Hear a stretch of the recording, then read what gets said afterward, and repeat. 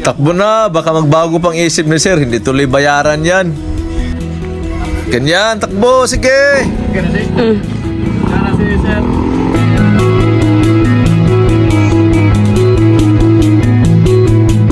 Basta mga kalaban, Happy New Year. So, first client namin, 10 heads, vintage, then dalawang 2 heads na buff, female and male. So, andyan na si sir, nag-antay na yung vaccine, mag-pick up. Sana natin. Nakapay yung Madrid yung gawa, 24 pesos.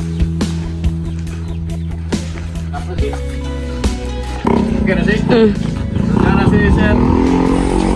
Buti kumpare ni sir yung rider dahil natagalan talaga ako mag-prepare ng box dahil yung order ay buy one take one na itlog. Pero binago, ginawang this old tsaka 2 weeks old kaya tumaas yung sale natin. Nakabidyo ka na si? So guys, last na masilip. Alisik.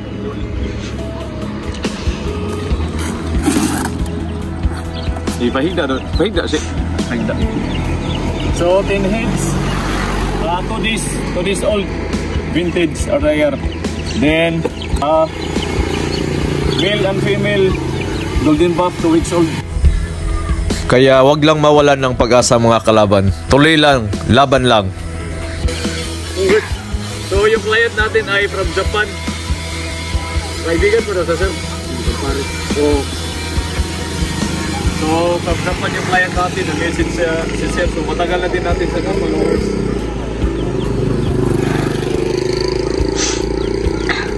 Bigyan na natin kay sir. Sa Japan si sir, sabi nga niya na gusto na niyang umuwi daw. Sabi ko, bakit sir? Homesick ka? Sabi niya, hindi naman. Parang gusto na niya mag-alaga na lang doon ng manok. Dahil nakakawala doon ng stress.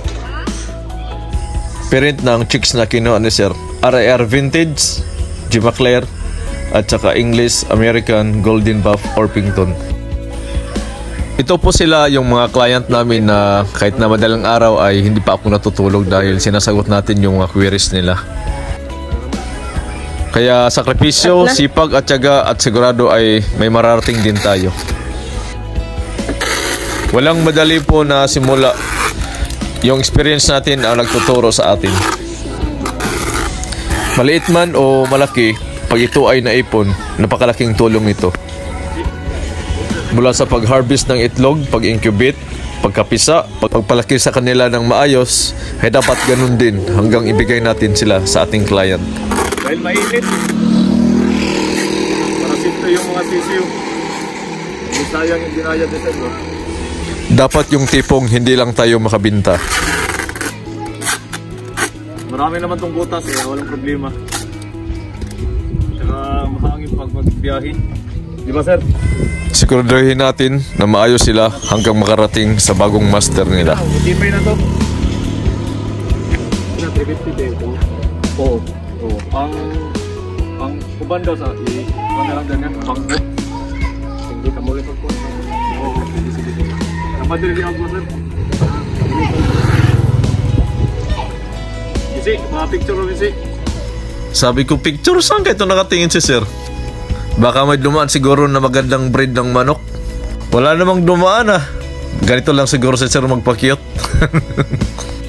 Pansin nyo, nagpapakyot pa rin si sir. Malamog nito ay 4-6. Nabasa ko yung isip ni sir. Sabi ni sir, kung tama ba daw yung narinig niya, paano kaya nangyari yun? Kaya yung iba ay pulog niya sa bangko, tapos yung iba ay gas binigay.